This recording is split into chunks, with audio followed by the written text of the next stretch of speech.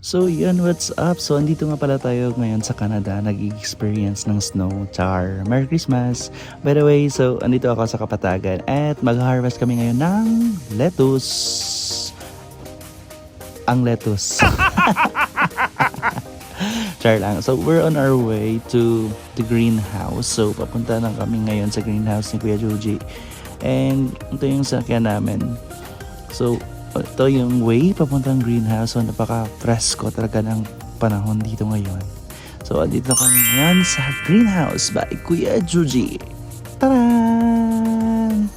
So for today's video guys ay mag-harvest kami ng lettuce kasi wala nang stock doon sa pwesto ni Ate Jo. So that's why we're here. So yan, ito yung iba't ibang variety ng lettuce. Kasama na rin ito ay char lang. Dito pala ay meron ding strawberry. And magsisimula na pala kaming mag-harvest dito. So ito yung mga kasamaan ko. So I'm with An, Jinjin, and the owner, Kuya Joji. So tara!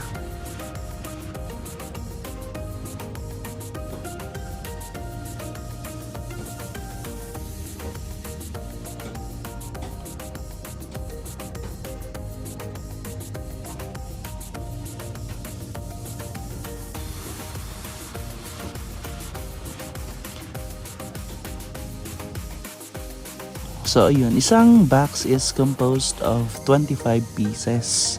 So pag ibebenta ito siya guys is 40 pesos per cup. So we're on our way home na. Ito na pala yung lahat ng na-harvest namin. And nagdagdag pa kami ng balls type na lettuce sa another farm. And ito nga pala, lahat-lahat. And picturing chukot, dyan yan siya sasakay pa uwi, papunta sa pwesto. So we're ready and let's go, tara. Yan, so kung nakikita nyo dyan si Chukot sa taas, so hanggang sa makarating kami doon yun siya sumakay. Ito rin, si Chukot din ito.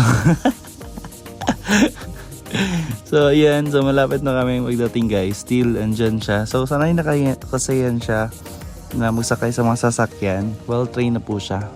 So yan, we're here na po sa pwesto ni Ate Jo, gulay pa sa lubong. And pagkadating nga namin ay meron nang agad bumili ng 6 na peraso. So if makapunta kayo dito sa Kapatagan, Digo City, punta lang po kayo dito sa Ate Jo, gulay pa sa lubong. That's it. This is Maestro Orange. Bye!